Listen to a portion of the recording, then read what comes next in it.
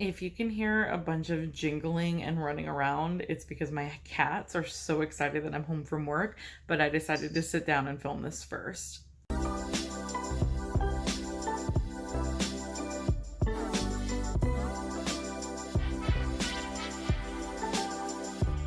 Hello, welcome back to my channel. This is week 2.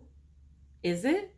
Yes, I'm all messed up with my time. So this is the end of week 2. And so I wanted to put together some of my results and just talk about how the week went. So I'm going to throw the numbers up right here.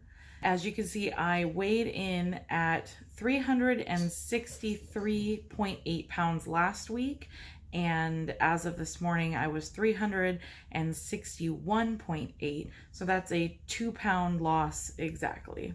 I won't lie, I was really bummed pretty much all morning about that result. 2 pounds is just not what I was expecting. It's hard to explain why exactly, so let me try to convey why I was really bummed about that. I'm sure that a lot of people are gonna be like, but you lost weight and you lost 2 pounds and you should be fine about that. Like, isn't that the goal? And ultimately, yes. I mean, if I had not lost weight or if I had gained weight, I would have been devastated. That is the opposite of what I'm trying to do with the pre-op diet. However, I have been not only led to believe, but also just from my own experience, I should be losing more weight than that. One of the reasons I'm so upset over this is because when I am doing really well on Weight Watchers and I'm tracking all of my food and I'm making sure to eat within the points I'm given and working that program, I lose between 1 and 3 pounds a week. So to fall exactly within that range while eating super restrictive on the pre-op diet is kind of frustrating. I could be eating rice and a few carbs and yogurt right now and lose the same amount of weight. Now, I have to keep in mind a few things. One being that I absolutely understand that it's not just losing weight that is the point of the pre-op diet. I can't take my liver out and weigh it and see what it weighs. I'm not able to determine if my liver is shrinking when my weight on my body isn't really. That's something I'm not able to really accurately tell. So because of that, I need to keep in mind that although weight loss is also a goal with the pre-op diet, the main point is to shrink your liver before surgery because it makes surgery a lot easier. Trying to remember that. What are you doing? I swear, trying to film with cats in the house is near impossible. So because I'm that kind of person, I went through and did a comparison on week 1 versus week 2 on all of my stats on MyFitnessPal. Yeah, it may have been excessive. I mean, you can definitely argue, hey, take the 2-pound loss and just move forward. But I really feel like I want to get this pre-op diet right. And if it happens to be something that I did different this week versus last week, I would really like to know. So if I take a look at my stats, on average, week 1, my macros show an average throughout the week of 52 grams of carbs, 39 grams of fat, and 116 grams of protein. And then I also took a look at my water and sodium just out of curiosity. So I had an average of 45.1 ounces of water per day and 1,382 milligrams of sodium.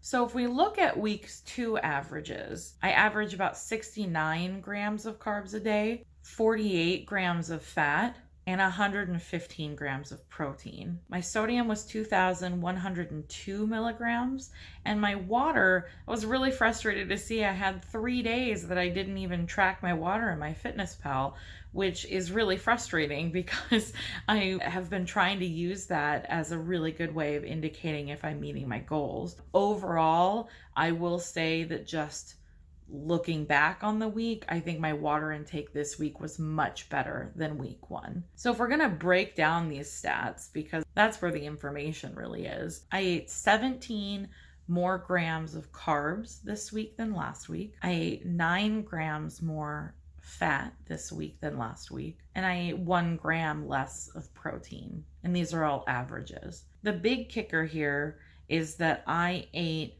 720 milligrams more of sodium on average than I did last week. So when I'm looking at all of these numbers, what I'm seeing is that my calories aren't really that much different. I mean, it's the difference of like a Premier Protein or something. My carbs were definitely higher, still within what I believe would be considered the low carb range, but I think it's something that I really need to make sure that all of my carbs are really mostly coming from fibrous vegetables this week instead. I initially thought maybe I ate too high of fat this week, but I would say that it being only 9 grams difference between the 2 weeks, it's really probably not a big deal. And then my protein was pretty much spot on this week compared to last week. So ultimately, what I believe is going on are probably a couple of things. One, I need to remember that not every week is going to be the same, especially being a woman and having hormonal differences, factoring in stress level, factoring in amounts of sleep. A lot of different things can all contribute to what you're losing in a week. The other big thing I'm taking away is that I really want to watch my carbs and I really want to watch my sodium. My sodium, a couple of days this last week, were over the recommended amount that MyFitnessPal was suggesting. I know a couple of my dishes have been very sodium heavy, and for all I know, I'm just retaining a little bit more water because I'm eating more sodium. Now, whether or not you prescribe to the idea that there is a starvation mode is another thing to factor. I don't believe in that. I really don't believe that if you don't eat enough, your body thinks that it's starving, so it goes into starvation mode and holds on to all of its fat. I really don't think that that's a thing. In fact, there's really not a lot of good scientific information that I've found that really highly suggests that that's the case.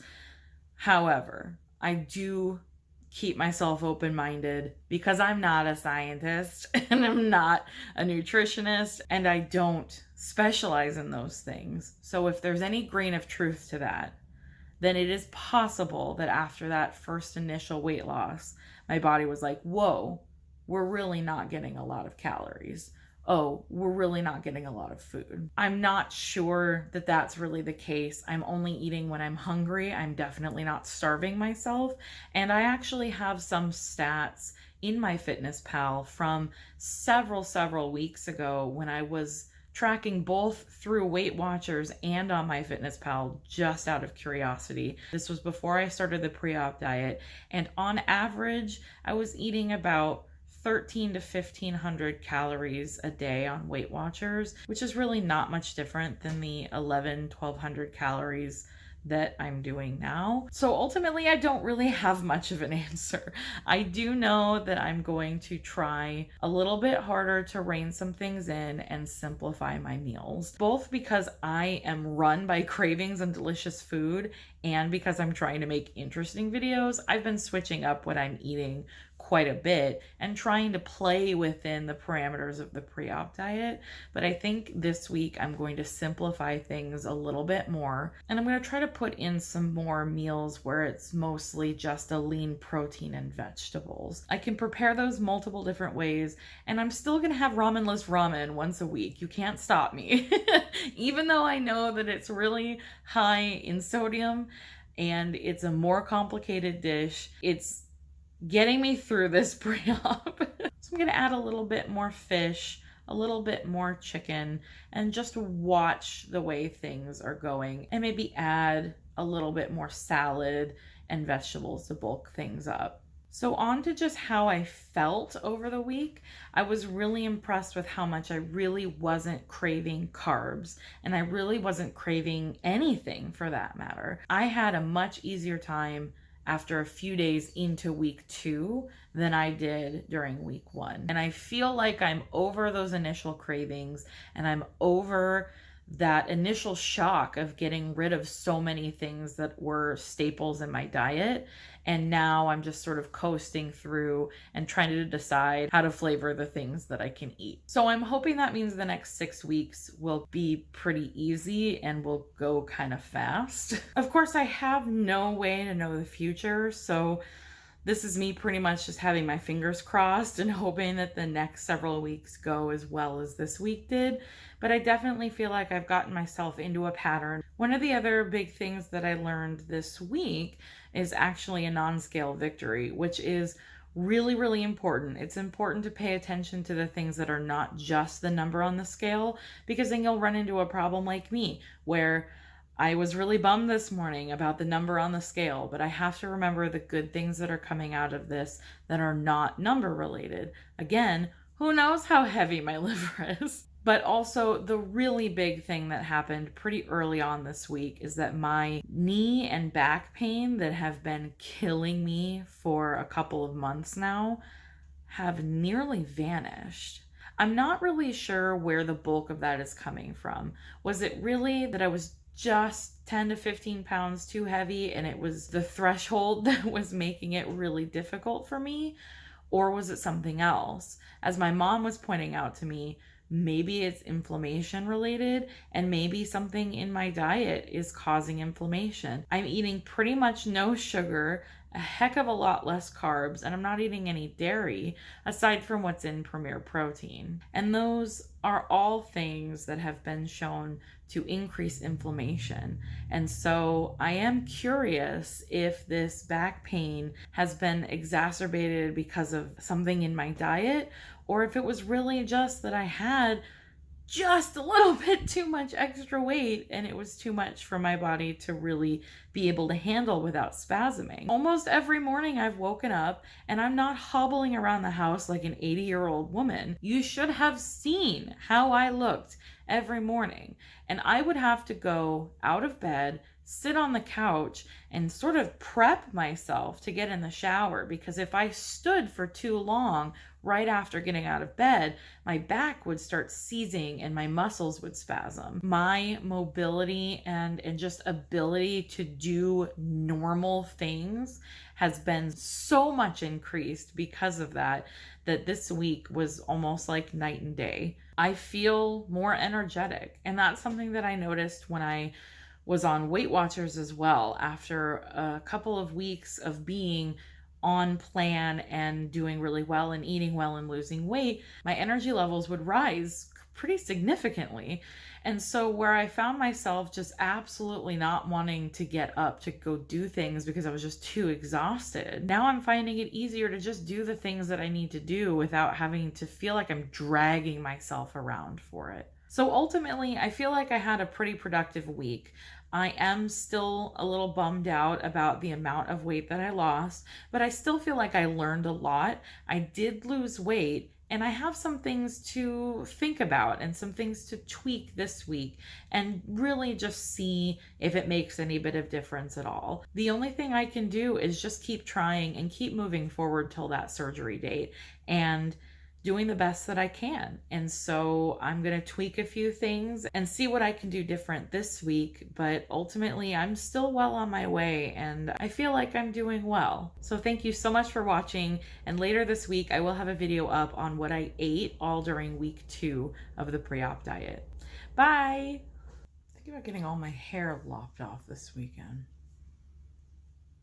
Maybe.